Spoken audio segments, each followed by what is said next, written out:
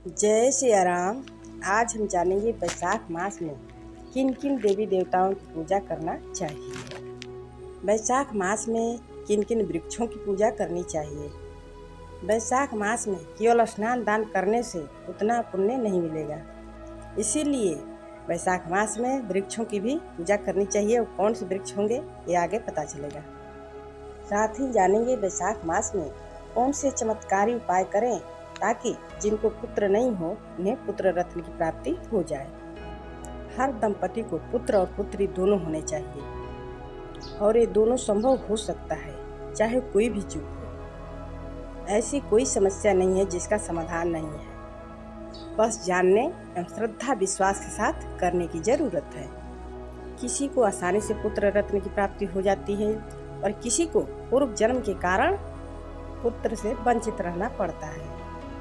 Video के अंत तक बने रहें। चलिए वीडियो को शुरू करते हैं। विष्णु पुराण के अनुसार वैशाख मास में भगवान विष्णु की पूजा करने से विशेष फलों की प्राप्ति होती है और वैशाख मास में नित्य दिन तुलसी जी की भी पूजन करना चाहिए। वैशाख मास में वट, पीपल, आंकड़े की भी पूजा करनी चाहिए। सूर्य भगवान को अर्घ्य देना चाहिए। वैशाख मास में विष्णु भगवान के साथ साथ नरसिंह भगवान की भी पूजा करनी चाहिए, चित्रगुप्त भगवान की पूजा करनी चाहिए और शंकर भगवान की भी वैशाख मास में पूजा करनी चाहिए। वैशाख मास में कुर्म भगवान की पूजा करनी चाहिए और भगवान बुद्ध की भी पूजा की जाती है।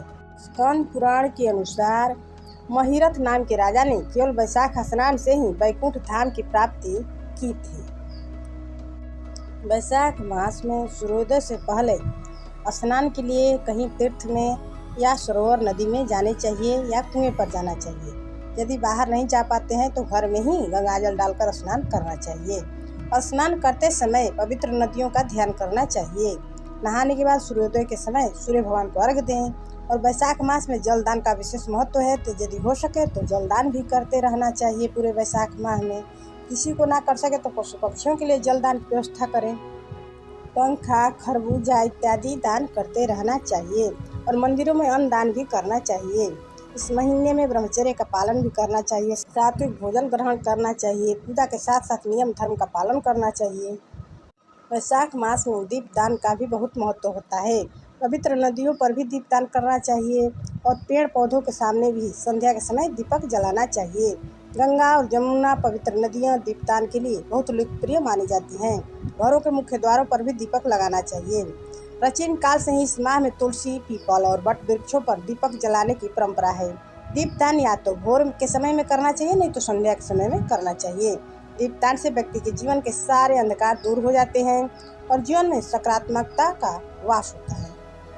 अब जान लेते हैं संतान प्राप्ति के सरल एवं अचूक उपाय।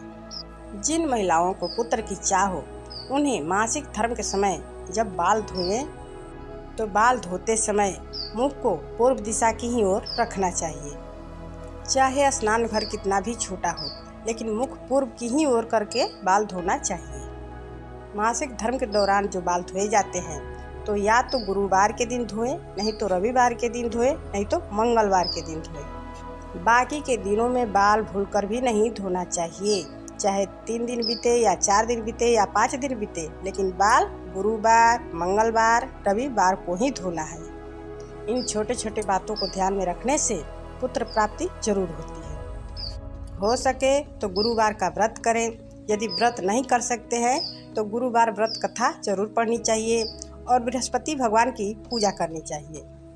गुरुवार के दिन तेल साबुन वर्जित माना गया है और गुरुवार के दिन लहसुन प्याज ना खाएं। बृहस्पति भगवान के प्रसाद को जब ग्रहण करें तो लहसुन प्याज बिल्कुल न खाएं। तेल भी शरीर में नहीं लगाना चाहिए। सोमवार के सोमवार शिवलिंग पर कच्चा दूध अर्पित करना चाहिए। इससे शीघ्र ही पुत्र की प्राप्ति होती है।